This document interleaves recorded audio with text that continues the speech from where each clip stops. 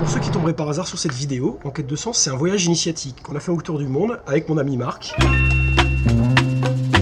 On a cherché à comprendre pourquoi est-ce que le monde partait autant en vrille et d'où pourrait venir en fait un véritable changement.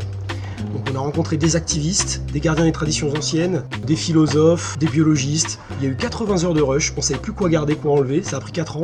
Et aujourd'hui, il nous en reste sous le coude. Et donc c'est ça qu'on va vous présenter, c'est-à-dire ces pépites vraiment formidables qu'on n'a pas réussi à caser. J'envoie les vidéos et tu racontes. A plus tard. Bon.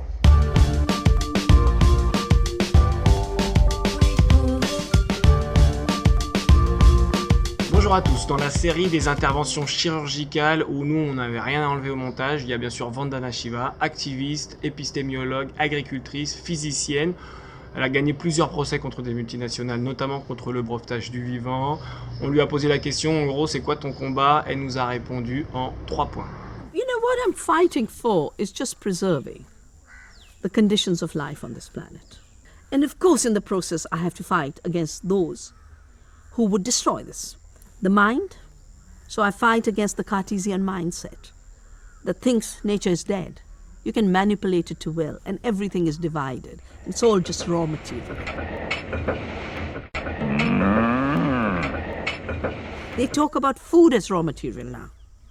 They talk about water as raw material. And something's wrong with this Cartesian mindset. L'esprit cartésien, qu'est-ce que ça veut dire pour Vandana Shiva? Il faut se rappeler que ce sont les idées, les penseurs qui déterminent derrière les systèmes économiques dans lesquels on est. Et Descartes, ce qu'il a apporté, c'est cette idée que l'homme est le possesseur de la nature, que la nature n'est plus un jardin enchanté, mais une machine. Donc on a perdu cette idée de vue, en fait, que il y a des interactions entre tous les êtres vivants qui participent à la formation de la biosphère. Donc parce qu'on a désacralisé la nature, on a permis son exploitation par ce modèle industriel. Ensuite, deuxième point qui découle en fait du premier. The second thing, of course, I'm fighting against is corporations, the illusion of the corporation and the illusions they create. The corporation is a fiction, it's not a person. But a piece of paper has been given human personality. And now they become so powerful, they dominate over ordinary citizens and take away the rights of ordinary citizens. I think corporate power and corporate control has become the biggest threat to the planet and to our freedoms as citizens. As long as corporations are treated as human beings will not be treated as human beings. They will be treated as surplus, as waste. Alors par corporation, ce qu'elle entend Vandana Shiva, c'est plus la structure juridique de l'entreprise qui a mis le profit des actionnaires au-dessus de tout le reste.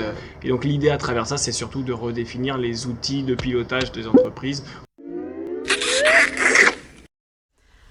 And of course, the third thing I fight against is the merger of the economic power of corporations with the political power of the state, giving us now a corporate state, which only has one agenda, how to create markets for corporations, even though it's destroying the air, destroying the soil, destroying the water, and destroying our democracy.